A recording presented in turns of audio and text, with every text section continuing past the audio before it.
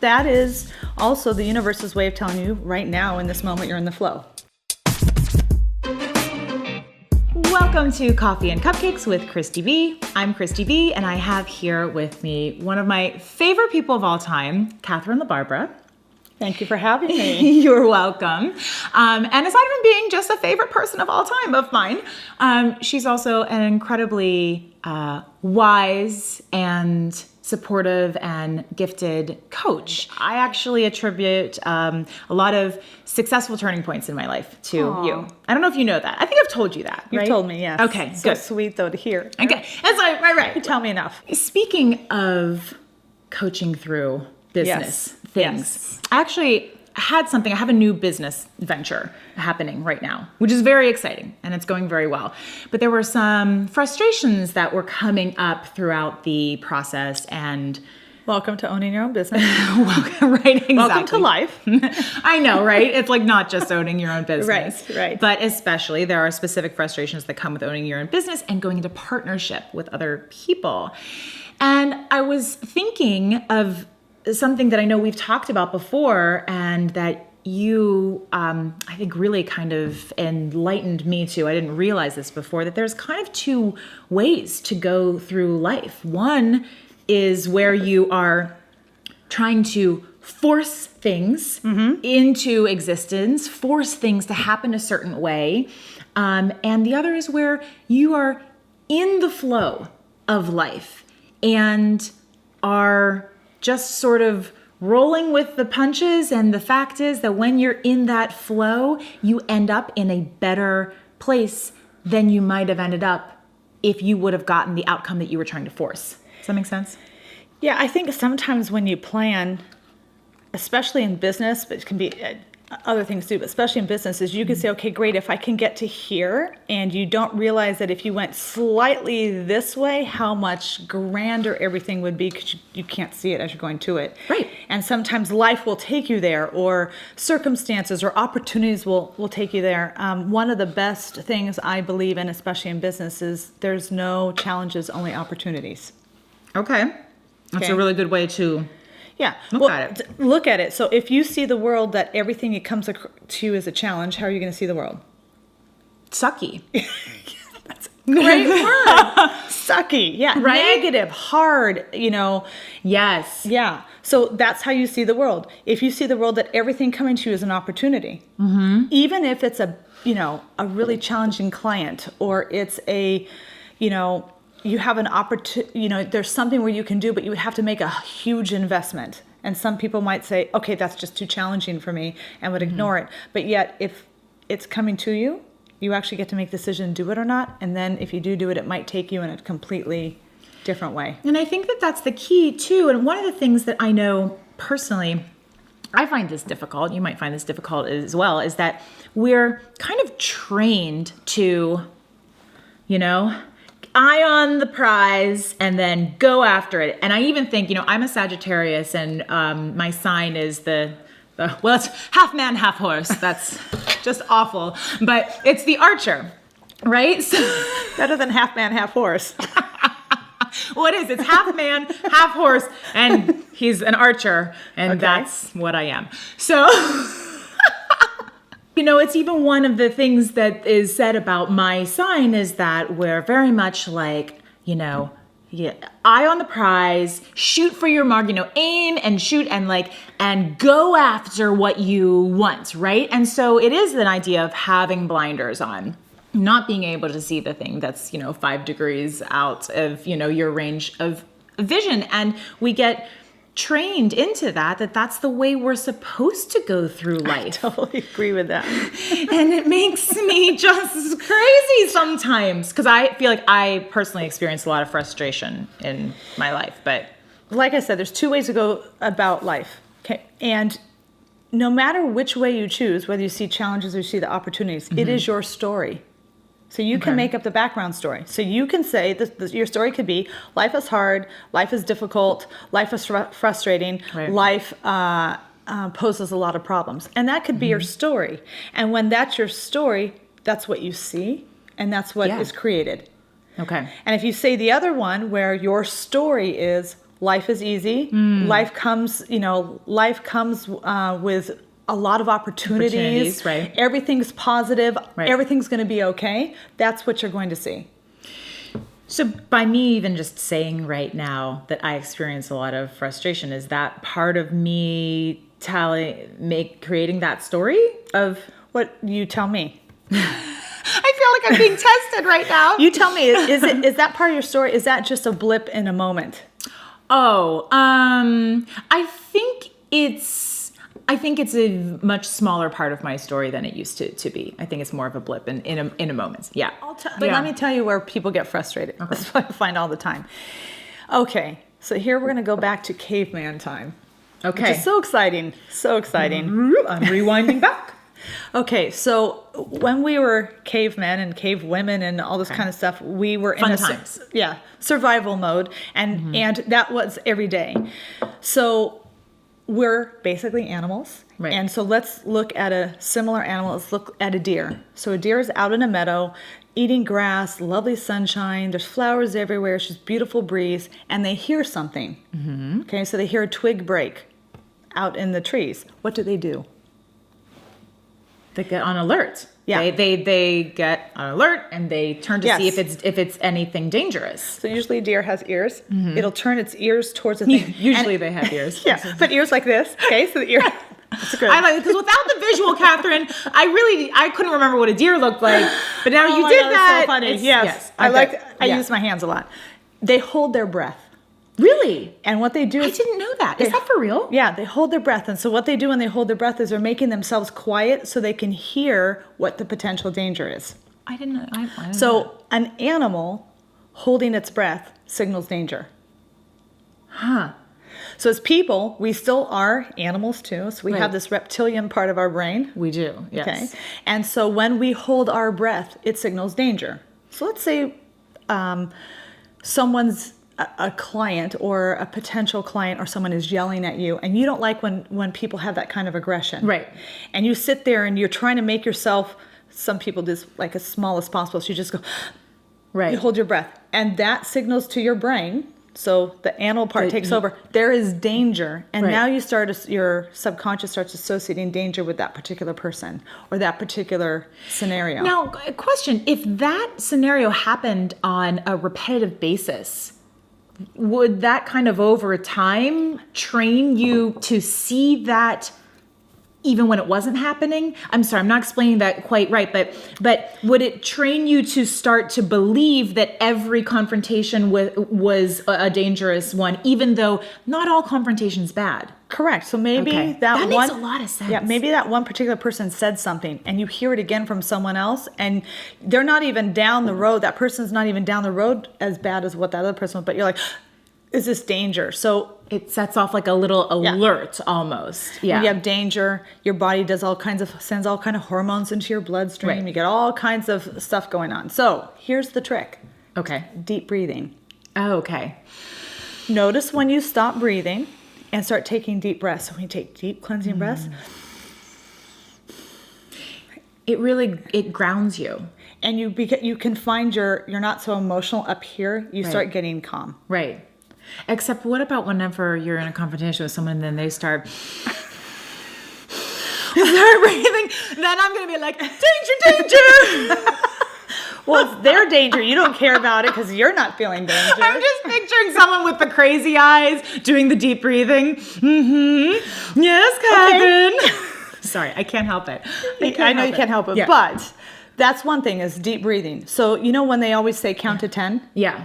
That is for you to get out of this danger state into this. But if you hold your breath for 10 seconds that you're counting, it doesn't work. It doesn't work. Yeah. That's a really great point. And I think that the remembering to breathe works so much better than counting to 10. Also, too. Yeah. And as you do, so it's a practice. Right. This is a practice. So every time I start feeling like I can feel myself starting to elevate. We all can. But because I'm so sensitive to I start elevating, all I start doing is breathing and I bring myself down. Right. I then pause before I speak. Yeah. Right. So someone's going, blah, blah, blah, blah, blah. And you start feeling you start deep breathing. And then when they have a pause and it's your turn to speak, you actually come out much calmer, and your calmness can negate Right. or bring down their elevated state. Absolutely. Just like their elevated state can make yours worse, and then yours makes theirs worse. You feed off of that, each other's energy. It works in reverse as well. Correct. Yeah. I've seen this with upset clients that want something from you. They want something for nothing. I've seen it with people that are having an argument. The one person, because you only have control over you. I was just going to say, you have no control over what they're doing. That one person gets calm and the Yeah. other person doesn't there's nothing for them to hit against. Right.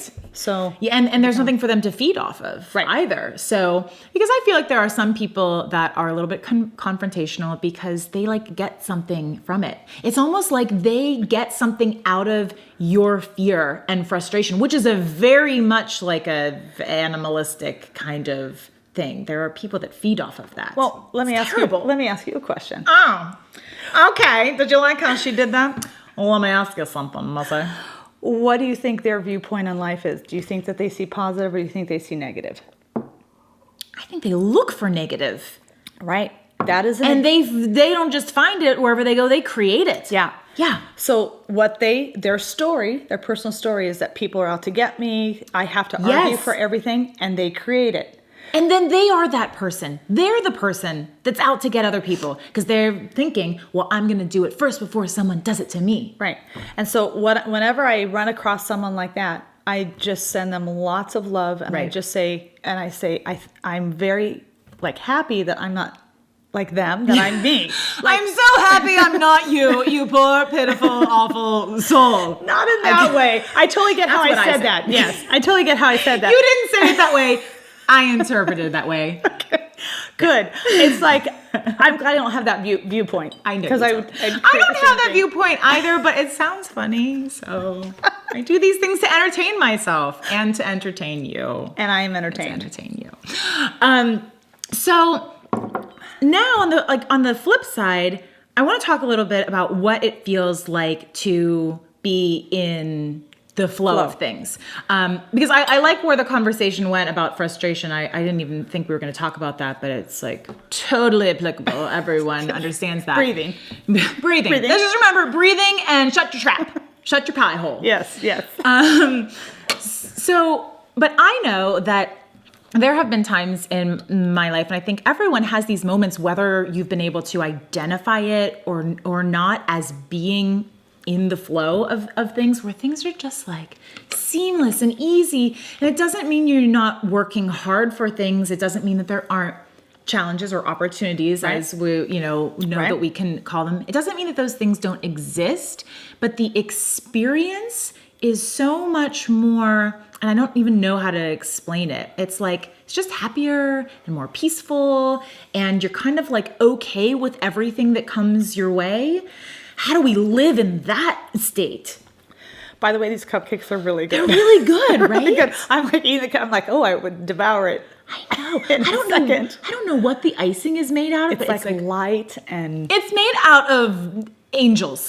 yes, That is what it is made out of. angel smiles. Is made out of angel smiles and unicorn tears. Yeah, like it's Happy really unicorn good. tears, It's not though, like of the course. heavy icing. It's really light. Okay, we digress. Oh. Okay, so here's my take on this. I like to be in the flow of life, and what it feels like to me is, do you know when you are driving and you hit every green light, like you don't even have to put your brake on? Yes. Like everything just is. It's there's an energy where you're just kind of going along, and everything is awesome. And you get the best parking spot Yes, ever. good parking karma. So it's like you get the front spot, and it's like someone pulls out right as Love you're it. pulling in. You don't even have to really wait. You just kind of pull on in. Yeah. These are my dream days. I dream of these days. Yeah, those are good days. But that is also the universe's way of telling you right now in this moment you're in the flow. Okay. So how do we take that from the streets into our life? Be like that. So it's like it's not like I force anything. Okay. So I don't sit there and I said, I've got to create this, I've got to create that. I say, this is what my vision is. This is where I'm going towards. I'm not really concerned with how I get there. Okay, so we don't focus as much on the route that we take. Correct. Do we also not focus as much on specific details? I don't plan a lot of stuff. Okay. Okay, so here's this. I want to go and think about this. You have a certain route from where you live to work or where you live to, I don't know, your friend's house. Okay. There's but there's other different routes. Right. Okay. There's other ways we can get there. We can take a car, we can take a bike, we can Uber, we can, walk, there's True. all kinds of Right. things. So it's like really kind of seeing what shows up. What's available. Yeah. And maybe opening your eyes and your mind to other things that are available that you wouldn't have normally considered. So the first thing is, let's look at everything as an opportunity. Okay. Okay. So now as everything is an opportunity, if I say, well, it has to be this way, it's a very narrow Right. way that I'm telling the universe it has to show up this way, which means I might Ignore all of those other things. Yeah. So if I say, okay, great, I really want to get from here to here. Right. And so you know where here is and you know where there is. Right. Because that is important. We do need to know where there is. Right. Okay. So here's where we are today. This is where I want my business to be. This is where I want my relationship with my friend to be. Yes. This is whatever I want over here. And I'm just kind of like, okay, how are we going to get there? Now, it's not just you sitting on your couch in your living room and saying, okay, well, where's the opportunities? You actually have to be in action. Yeah, right. It's like, this is what happened remember whenever The Secret first came out? Yes. And it was like this new, it was just this new thing and it was this manifest, all you have to do is ask the universe for it, like it's a cosmic vending machine or something. Okay. So I don't need to know the 26 steps, so A, B, C to E, F, G to get to there. Okay. I just need to know I'm going to take step A, and as I take step A, so let's say I'm going from here to there, and I take action, and I actually go this way. So I take a step, and it's taking me this. As long as I'm in action, what will happen is the universe will start course correcting me to go. So my path is never ever a straight line. Right. The path could be, That's just not realistic. I don't think that there is one person in the world that's how their life works, that they have a straight line from here to what they want. Correct. Yeah. And I think any successful person that you talk to as well, you always hear parts of their story where things happened that they did not anticipate or that they didn't want to happen, but then it turned out to be for the best. I mean, I find that fascinating. And it's also too because they're open. And you look at anyone successful in business and you look at, let's say Warren Buffett, he talks about this. It's that they use their gut. They use something where it's like, okay, these opportunities show up and I just say, is this right for me or not? It's not a this, it's kind of like, oh, my gut tells me to do that. So that is the key then, is being able and open to seeing the opportunities that come up and realizing that you may first identify them as challenges or problems or things like that. And then you can just tell yourself, well, wait a minute, where's the opportunity in this? Where's the possibility in this? And then you respond to that new stimulus or event that happened or person or whatever that was that came up. You respond to that and then it moves you to the next thing and it moves you to the next thing. But you're not thinking about step 50 at the beginning. I do. Yes, you do. I do. So I think of steps 1 through 1005 and it makes it very difficult sometimes to get started. So if you just said, okay, I'm going to think about steps 1 through 5, but just kind of be open. So the thing is too, another, I don't want anyone to mistake this, is that just because it's something coming your way, you do not have to accept it. So if it's a challenge, you don't have to say, well, it's an opportunity, I just have to take it. I think that is really key because I have fallen into that category before where I've really been working on being more open to things and then thinking that if something comes along, it's like, well, I guess it's fate. I guess it's meant to be. And I've had that happen recently. I had a couple projects, potential projects come to me that were not ideal. They were not the right type of project. And I was telling myself, well, you should take it. You should take it anyway because it came to you. And I was like, wait a minute, maybe this is an opportunity for me to learn where to draw my line in the sand. This is an opportunity for me to learn how to say no to someone. And the truth is, recently when this happened and I did that and I told someone no, that I wouldn't work with them in the terms that they wanted to work with me, they came back around. And accepted your terms. That was really the lesson in that for me. Here's where this is just one last thing is Yeah. always know, so you know where you are, you know where you want to go. Where you want to go, you can envision it, right? Yes, So right. sometimes an opportunity will come your way and you can say, how does that support this? And if it doesn't, it's not an opportunity. So that'll help you. That will help you decide. Yes. So just always know your vision. Especially anyone I coach in small business, I always know what their vision is. Yeah. You And have so to they'll know. come, they're like, I'm so frustrated, I'm so this, I'm so that. And I'm like, okay, great, what's your vision? And they go, oh yeah. Right. And then you realize maybe some of these things that are frustrating don't even need to be frustrating because they have nothing to do with what it is that you want. They're and where distractions, you're going. not opportunities. Oh, distractions. That's for another episode. Distractions and how we love them. Thank you. Thank you. This has been really great. I know I've gotten a lot out of it. I'd like to hear what you've gotten out of it. So please be sure to leave comments below. Tell us about your experiences of being in frustration or being in the flow and any tips that you might have. And be sure to subscribe so that you can join us for our next little chat at Coffee and Cupcakes. And I'm going to eat my cupcake now. Oh, hell yeah.